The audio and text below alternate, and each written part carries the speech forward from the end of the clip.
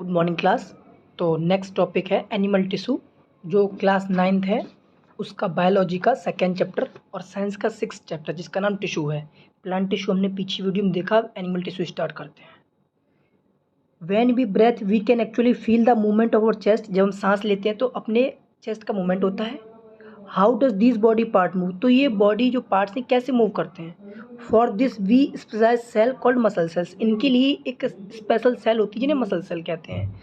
The contraction and relaxation of this cell result in the movement, तो जब ये sales muscle cells contract करती हैं, रिलैक्स करती हैं, उस समय मूवमेंट होता है।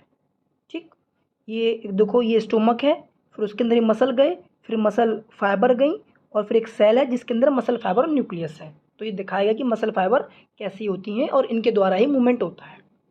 तो जब हमने डिफाइन पढ़ी है, तो जब काफ़ी ज़्यादा सेल मिक्स हो जाती हैं, अटैच हो जाती हैं, तो वो टिश्यू फॉर्म करती हैं। तो ये उल्टा चलेंगे, एक सेल फिर कई सारी सेल, फिर पूरी एक मसल बनी, फिर उसके बाद स्टोमक मसल्स पाई गई, उसमें फिर ये वर्क करती है, मूवमेंट करती है चीज़ों का। अब आगे देखते हैं, इसके बाद यहाँ पे आ गए।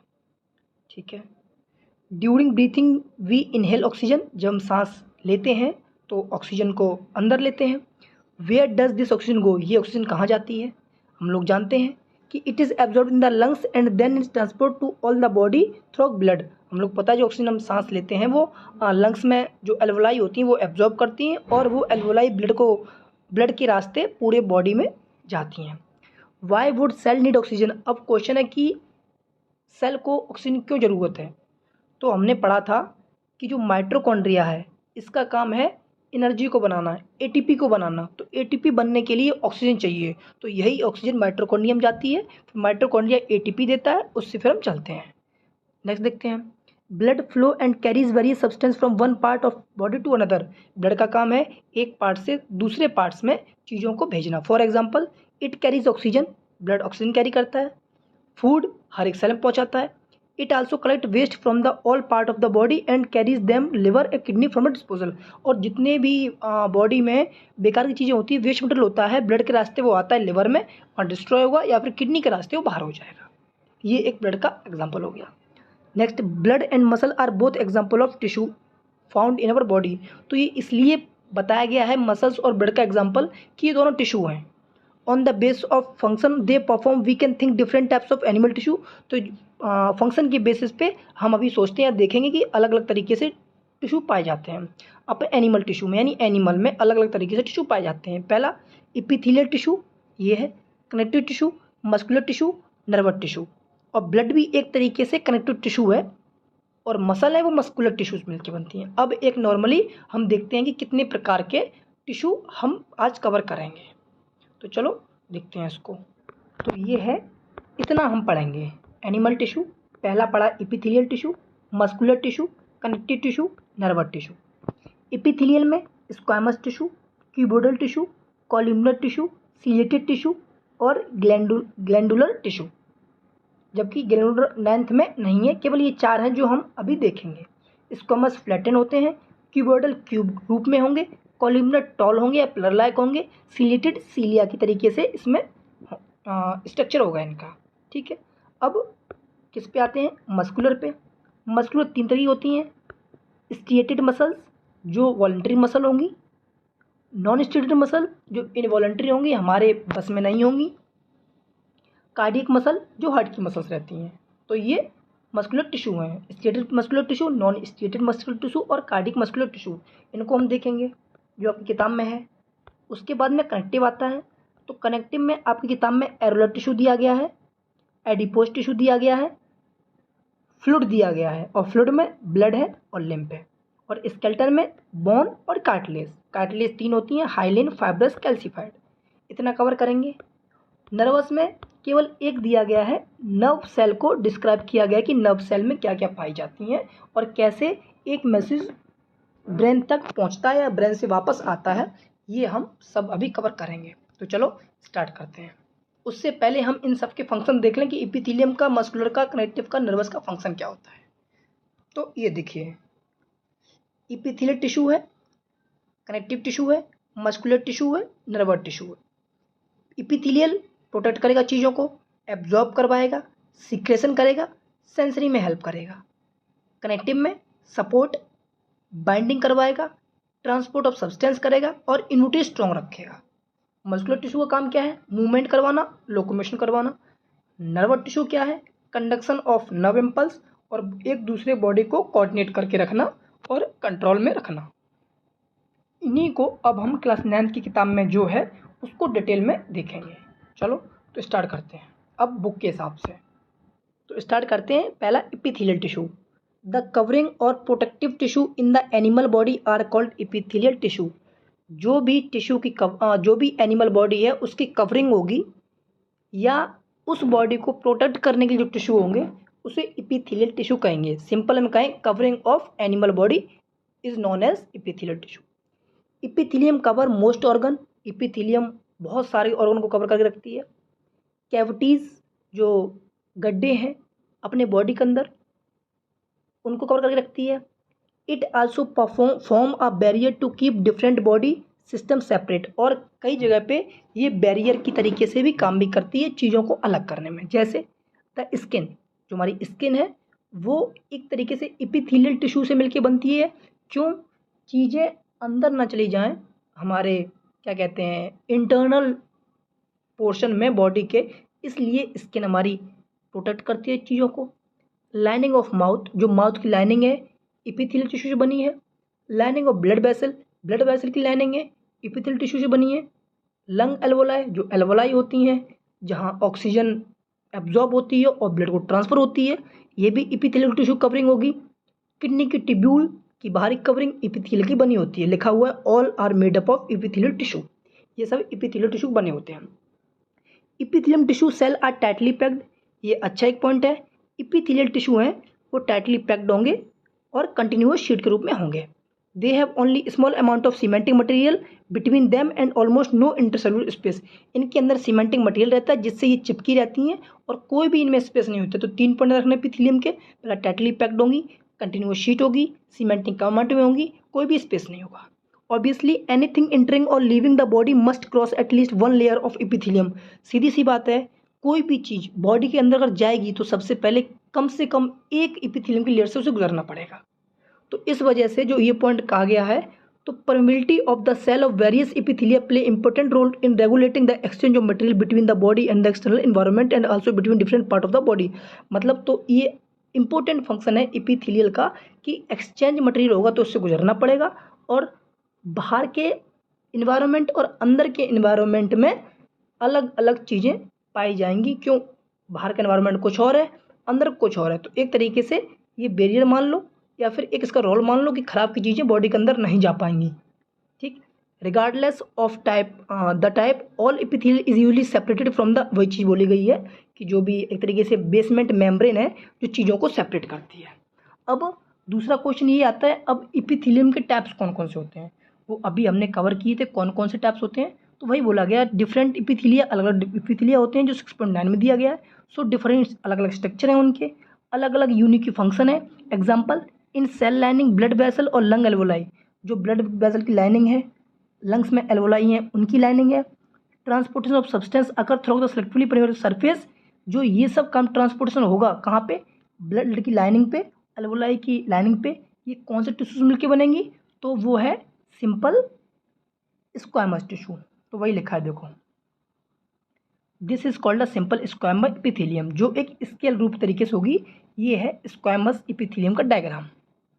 अब इसको हम डिटेल में देखते हैं कि क्या कहना चाह रहा है ये।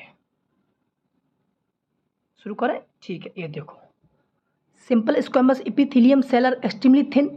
जो सिंपल स्क्वैमस है वो बहुत थिन होंगी, फ्लैट होंगी, फॉर्म अ डेलिकेट लाइनिंग, और एक अच्छी खासी प्रॉपर वे में लाइनिंग दिखाई देंगी।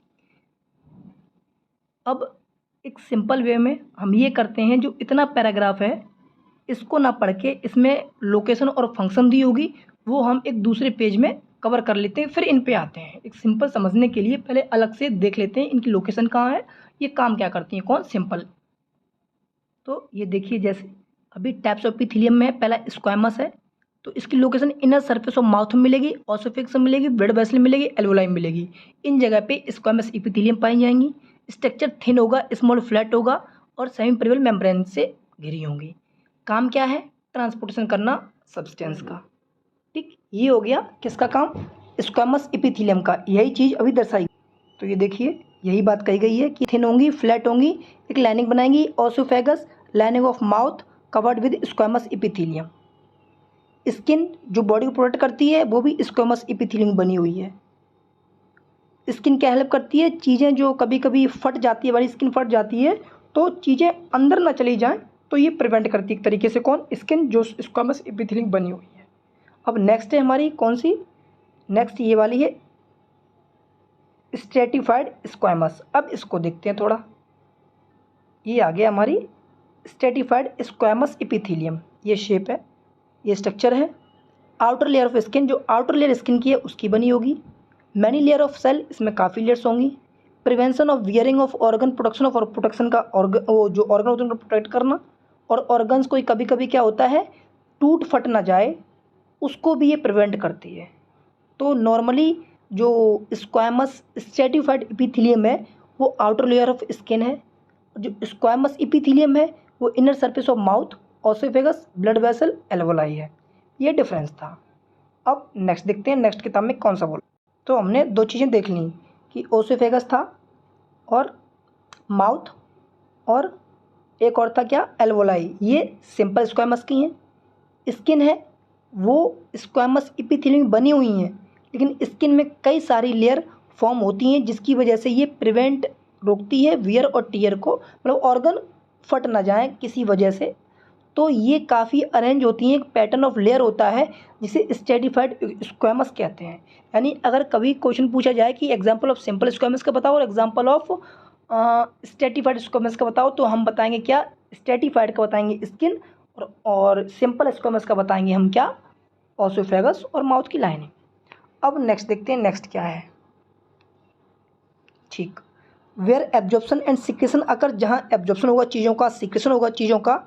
In the inner lining of intestine, intestine के अंदर, जो इंटेस्टाइन के अंदर खाना खाते हैं, जो विलाई हैं, जो एब्जॉर्ब करती हैं, सिक्रेट करती हैं, उनमें कौन सी टिश्यू होंगे, तो वो कौन से होंगे, जो टॉल एपिथेलियल होंगी, कॉल्यूमनर। जो कॉल्यूमनर टिश्यू है या कॉल्यूमनर है, उसका मतलब पिलर लाइक। तो पिलर लाइक स्ट्रक्चर होगा जिसका, वो कॉल्यूमनर एपिथेलियल टिश्यू हैं, जो क्या करेंगे, चीज़ों को मूवमेंट कराने में हेल्प करेंगे। अब इसको एक सिंपल में जहाँ पीछे वहाँ हम लोग देख लेने की क्या काम। तो ये देखिए कॉलमनर एपिथेलियम कॉलम के रूप में बनी हुई है। इनर सरफेस ऑफ म्यूकोसा, यानी इंटेस्टाइन के अंदर की जो लेयर होगी वो कॉलमनर एपिथेलियल टिश्यू बनी होगी। कॉलम लाइक होंगी ये। अपर फ्री सरफेस होगा जिनके अंदर फोल्डिंग होंगी और जो चीज़ों को एब्जॉर्प्शन करने में हेल्प करेंगी।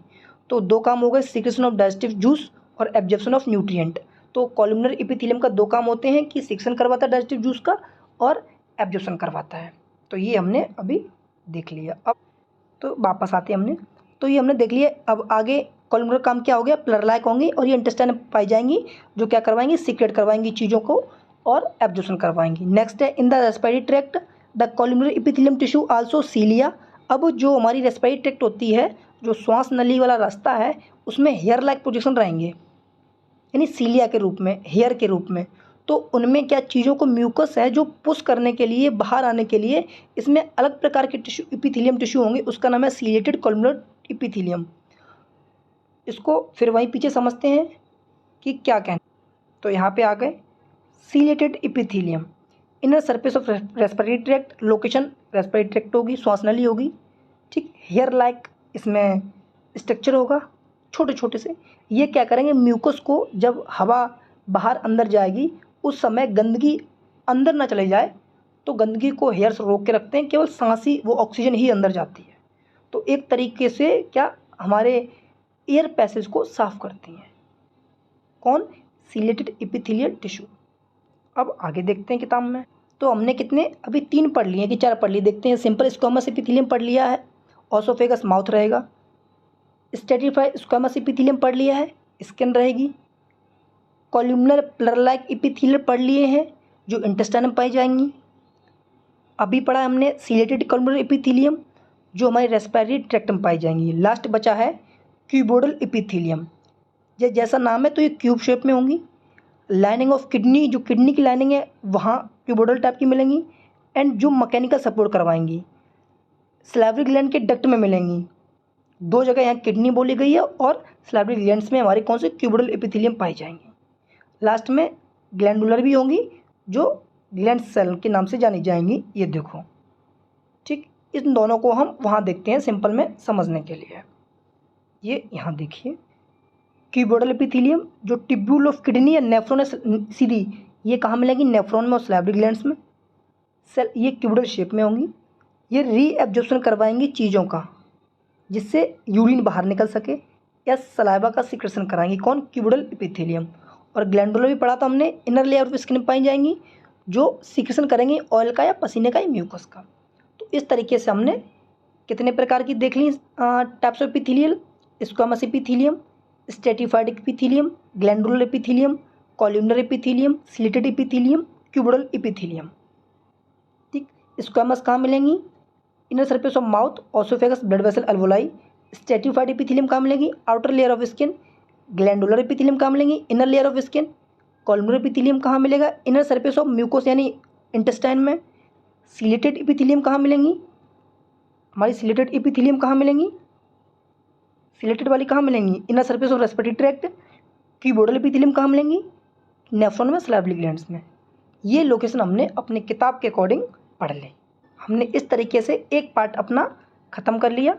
फिर भी अगर चाहो तो डायग्राम देख लो, ये स्क्वामस का है, ये स्ट्रेटिफाइड का है, क्यूबिडल का है, कॉलमनर का है। तो डिफरेंट टाइप की एपिथेलिया हमने पढ़ ली। नेक्स्ट है कनेक्टिव टिश्यू, जो हम लोग नेक्स्ट वीडियो में कवर करेंगे। कनेक्टिव टिश्यू और मस्कुलर टिश्यू एक साथ में ही कवर करेंगे। तब तक के लिए थैंक यू क्लास।